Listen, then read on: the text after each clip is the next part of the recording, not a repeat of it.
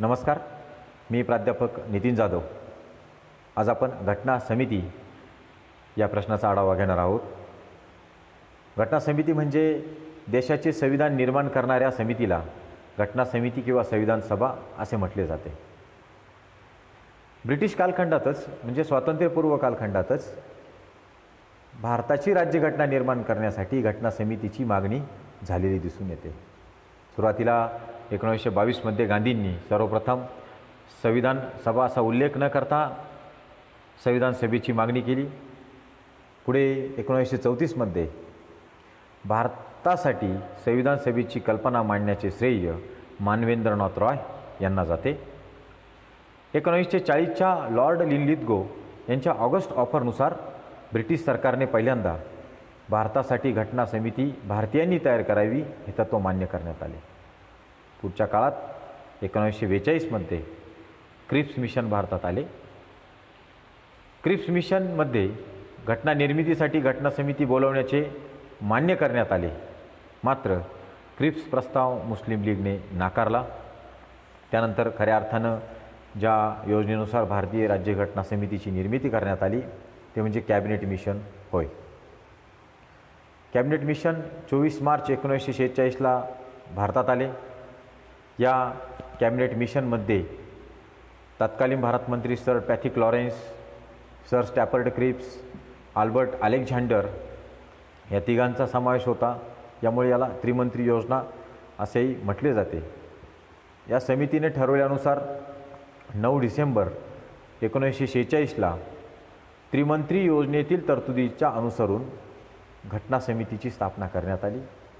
त्रिमंत्री योजनेतील काही महत्त्वाच्या तरतुदी म्हणजे भारतासाठी संघराज्य निर्माण केले जाईल, संघराज्यासाठी कायदे मंडळ व कार्यकारी मंडळ निर्माण केले जाईल, हंगामी सरकारची स्थापना करण्यात यावी, तसेच प्रांतिक कायदे मंडळांनी घटना समिती बनवावी.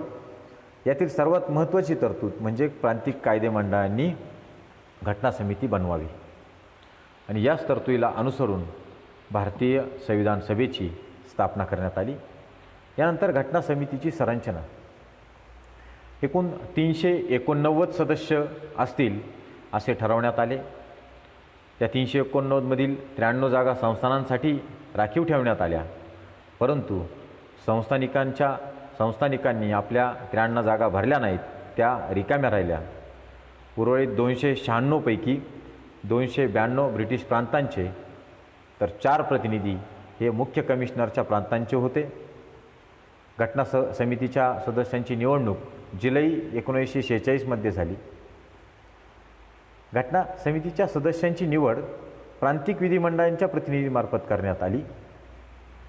त्या निवडणुकीनंतर निकाल असा होता: 292 पैकी 211 जागा काँग्रेसने जिंकल्या तर 73 जागा मुस्लिम लीगला मिळाल्या. संस्थानिकांच्या 93 जागा भरल्या गेल्या नाहीत. आता परिस्थिती अशी होती की काँग्रेसला सर्वात जास्त जागा मिळाल्याने घटना समितीवर काँग्रेसचे वर्चस्व प्रस्थापित झाले. त्यामुळे मुस्लिम लीगने घटना समितीवर बहिष्कार टाकला. घटना समितीवर काँग्रेसचे वर्चस्व निर्माण झाल्यावर देशातील सर्व भागातील, सर्व गटातील सर्व भागांचे योग्य प्रतिनिधित्व होणे आवश्यक होते. यासाठी काँग्रेस कार्यकारिणीने प्रांतिक काँग्रेसला उमेदवार निवडीचा सल्लाही दिला होता. आणि त्यानुसार विविध धर्माचे, विविध जातींचे, विविध वर्गाचे प्रतिनिधी घटना समितीत होते. भारतीय समाजातील सर्व घटकांचे प्रतिनिधित्व म्हणजेच हिंदू, मुस्लिम, शीख, पारशी, ख्रिश्चन, अनुसूचित जाती, अनुसूचित जमाती, महिला या सर्व घटकांना भारतीय घटना समितीत स्थान मिळाल्याने भारतीय घटना समितीचे स्वरूप हे सर्वसमावेशक स्वरूपाचे होते. प्रांतिक कायदे मंडळातील सदस्यांनी घटना समितीच्या सदस्यांना निवडून दिल्याने घटना समितीच्या सदस्यांची निवड ही अप्रत्यक्ष पद्धतीनेच झाली. या घटना निर्मितीसाठी 9 डिसेंबर 1946 पासून तर 26 नोव्हेंबर 1949 ह्या इतका कालखंड लागला. संविधान सभा जरी प्रत्यक्ष मतदानाच्या आधारावर निवडण्यात आली नसली तरी भारतीय समाजातील सर्व घटकांना तिच्यामध्ये प्रतिनिधित्व देण्यात आले. संविधान सभेच्या सदस्यांची निवडणूक अप्रत्यक्ष एकल संक्रमणीय मतदान पद्धतीद्वारे केली गेली. साधारणपणे 10 लाख लोकसंख्येला एक सदस्य असे प्रमाण राखण्यात येईल. आले. सर्व समुदायांना प्रतिनिधित्व मिळावे यासाठी जागांची विभागणी 3 गटात करण्यात आली. पहिला गट साधारण, दुसरा शीख आणि तिसरा मुस्लिम अशा गटांमध्ये विभागणी करण्यात आली. घटना समितीचे कामकाज 2 वर्ष 11 महिने आणि 18 दिवस इतका कालखंड चालले. 9 डिसेंबर 1946 ते 26 नोव्हेंबर 1949 इतक्या कालखंडात चालले. सुरुवातीला 9 डिसेंबर 1946 रोजी घटना समितीची पहिली बैठक सुरू झाली. मुस्लिम लीगने या पहिल्या बैठकीवर बहिष्कार टाकला. त्यामुळे 211 सदस्य घटना समितीच्या कामकाजामध्ये सहभागी झाले. या पहिल्या अधिवेशनाच्या सुरुवातीला घटना समितीतील ज्येष्ठ सदस्य हंगामी अध्यक्ष म्हणून सच्चिदानंद सिन्हा यांची निवड करण्यात आली. त्यानंतर 11 डिसेंबर 1946 रोजी घटना समितीचे कायम अध्यक्ष म्हणून डॉक्टर राजेंद्र प्रसाद यांची निवड करण्यात आली. तसेच घटना समितीचे उपाध्यक्ष म्हणून H.C. मुखर्जी यांची निवड करण्यात आली. घटना समितीचे सल्लागार म्हणून बी.एन. राव यांची निवड करण्यात आली.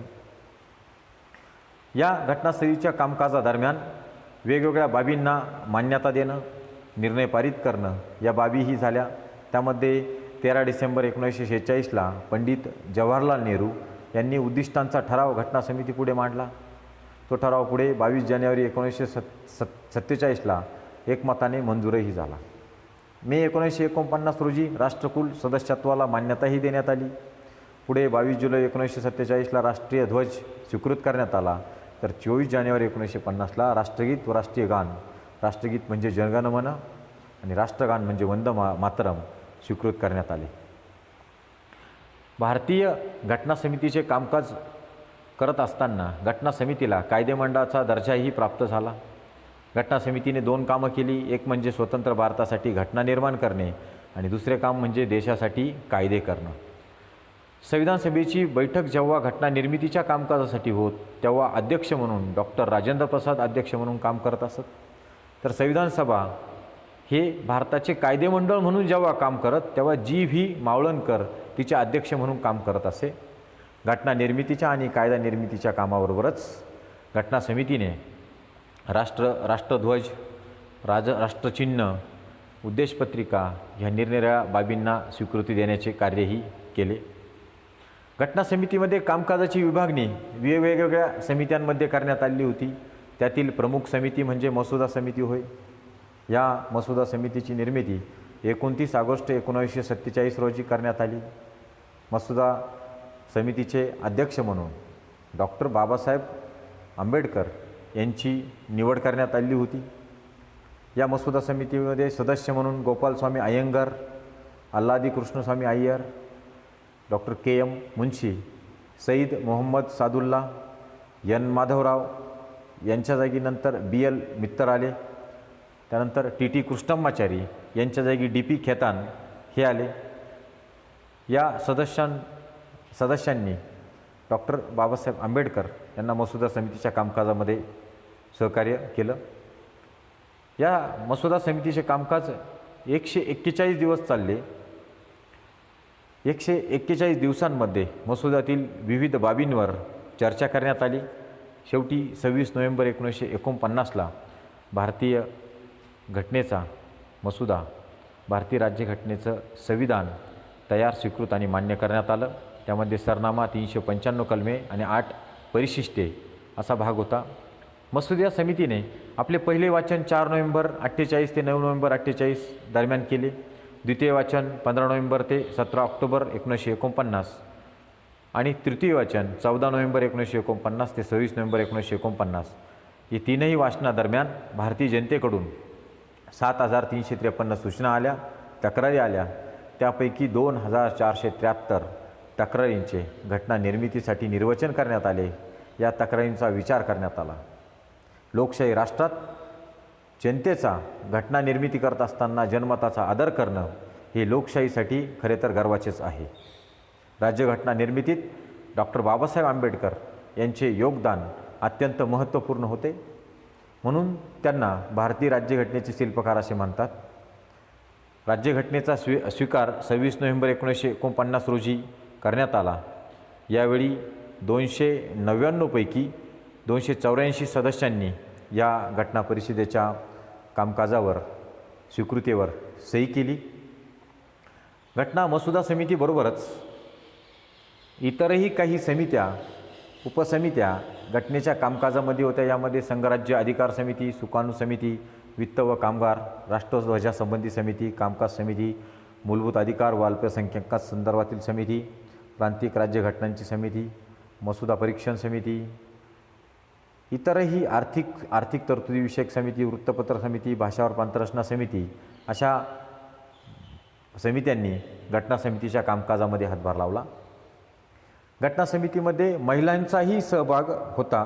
यामध्ये राजकुमारी अमृता कौर, दुर्गाबाई देशमुख, सरोजिनी नायडू, विजयालक्ष्मी पंडित, हंसा मेहता, कमला चौधरी, सुचेता कुरप्लानी, अम्मू स्वामीनाथन, बेगम एजाज रसूल, लीला रॉय, मालती चौधरी, पूर्णिमा बॅनर्जी, रेणुका रॉय, एनी मॅक्रेस, दाक्षायणी वेलुयुथान या महिलांनी पुरुषांच्या बरोबरीने भारतीय घटना समितीत आपले प्रतिनिधित्व भूषवले. ही बाब लोकशाहीच्या दृष्टिकोनातून अत्यंत भूषणावह आहे. भारतीय स्वातंत्र्याचा कायदा 1947नुसार घटना समितीत केलेले बदलही पाहणं महत्त्वाचं आहे. समितीला 1947च्या भारत स्वातंत्र्याच्या कायद्यानुसार पूर्ण सार्वभौमत्वाचा दर्जा मिळाला. ब्रिटिशांनी केलेल्या कायद्यात बदल आणि रद्द करण्याचा अधिकारही घटना समितीला मिळाला. समिती हे कायदेमंडळ बनले. राज्यघटना आणि कायदे बनवण्याचं काम भारतीय स्वातंत्र्याच्या कायद्याने या घटना समितीला प्राप्त करून दिलं. समिती स्वतंत्र भारताची पहिली संसद बनली. या कायदेमंडळात अनेक प्रकारचे कायदेही पास करण्यात आले. 24 जानेवारी 1950 रोजी शेवटचे सत्र या घटना समितीचे सुरू झाले आणि 26 नोव्हेंबर 1950ला घटना समितीने या 26 जानेवारी 1950पर्यंत घटना समितीने हंगामी संसद म्हणून काम पाहिले. घटना समितीचे कामकाज करत असताना राष्ट्रध्वज, राष्ट्रगीत, राष्ट्रगान यांनाही स्वीकृती देण्यात आली. अंतिम मसुदा 4 नोव्हेंबर 1948ला सादर करण्यात आला. मसुद्यावर 3दा वाचन करून हा मसुदा 284 सदस्यांच्या स्वाक्षरीने डॉक्टर राजेंद्र प्रसाद यांच्या स्वाक्षरीने मंजूर करण्यात आला. आपण यापूर्वी पाहिले की 2 वर्ष 11 महिने 18 दिवस या घटना समितीचे काम सुरू होते. घटना समितीत एकूण 22 समित्या गठीत करण्यात आलेल्या होत्या.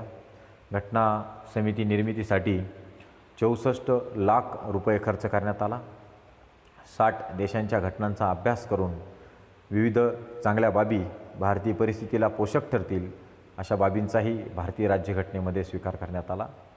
मे 1949मध्ये घटना समितीने भारताच्या राष्ट्रकुल सदस्यत्वालाही मान्यता दिली. भारतीय घटना समितीने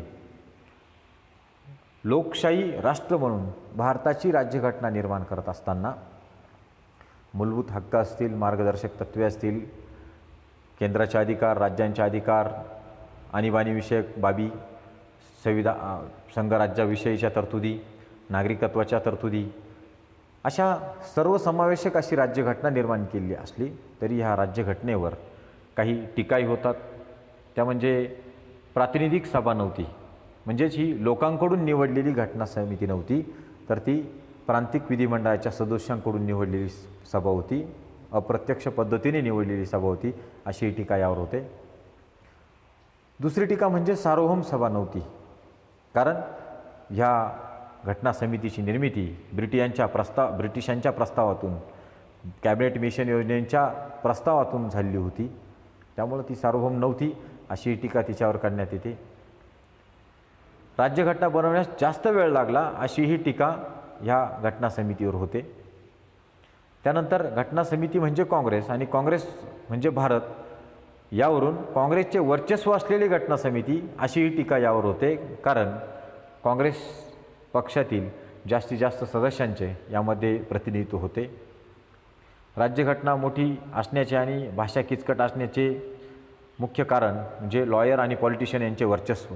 घटना समितीत वकील आणि राजकारणी यांचे वर्चस्व असल्याचीही टीका या घटना समितीवर होते. तशीच हिंदूंचे वर्चस्व असलेली सभा अशी टीका होते.